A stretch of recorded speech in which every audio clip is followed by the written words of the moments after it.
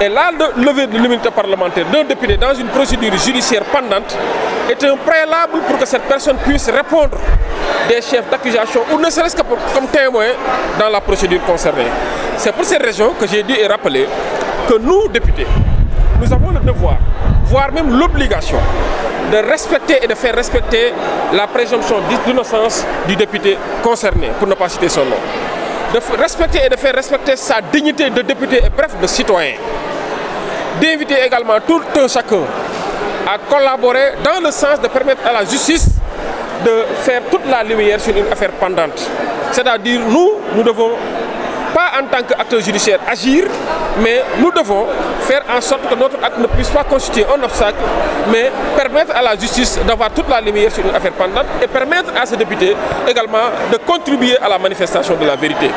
C'est la raison pour laquelle je pense que c'est un b.a.-ba du droit de rappeler le principe de la présomption d'innocence, de rappeler également les droits de la défense, mais de rappeler également le principe du contradictoire qui voudrait que le député concerné soit entendu par l'Assemblée nationale à travers la commission ad hoc et se faire assister par un défenseur avant d'aller répondre à une convocation future de la justice.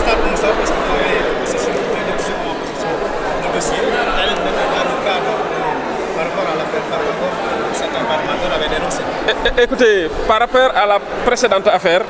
les députés avaient, c'est-à-dire les membres de la commission ad hoc avaient l'ensemble des pièces qui constituaient le dossier transmis par le garde des Sceaux, ministre de la Justice. Alors aujourd'hui, nous n'avons pas encore connaissance du volume du dossier ainsi que des pièces qui le constituent, mais ce qui est évident est que le dossier qui nous est parvenu sera mis à la disposition des membres de la commission ainsi que même du député concerné et de son défenseur. Il est libre de choisir comme défenseur parmi les députés de la 15e législature. N'importe quel député peut être son défenseur et comme il est libre également de venir prendre connaissance, présenter ses moyens de défense et permettre à la commission de statuer sur la demande. Parce que c'est à la plénière qu'effectivement que la demande sera levée ou pas, mais ce n'est pas à la commission. Mais la commission veille à ce que la régularité de la procédure soit observée.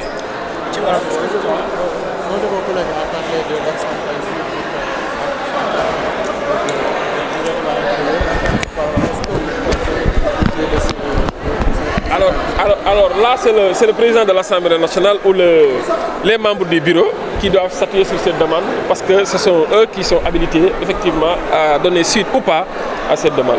Alors maa ngi leen di gërëm di leen sant di wax ni effectivement tey daje nañ fii ci Assemblée nationale gannaaw ba ñu voté 4 projets de loi yi nga xam ne ministère des affaires étrangères moo ko présenté représenté exécutif bi jàll nañ ci beneen état bi moo nekk ñu ratifié li nga xam ne mooy commission ad hoc bi nga xam ne teg nañ ko gannaaw ba garde des Sceaux ministre de la justice jox jébbal ñu ab lettre bataaxal pour demander ñu teggi mbalaanu kiiraayu député bi nga xam ne mooy Moustapha Diop. alors may leeral foofu ne ba mbir mi ñëwee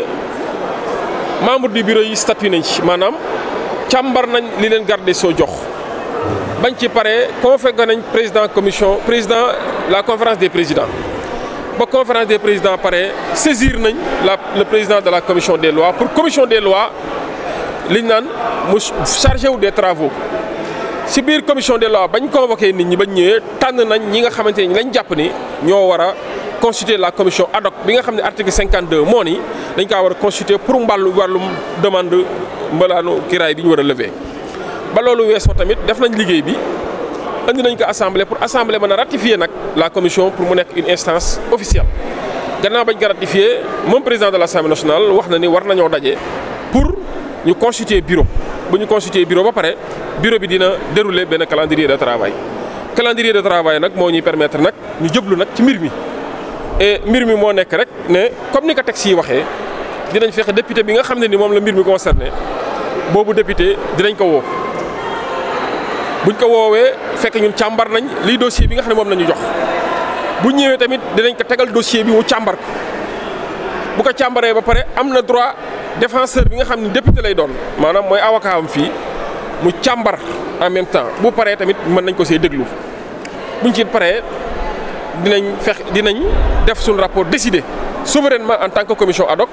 doo ko jébbal li ñu décidé plénière bi nga xam ne nag moo war a àddu ci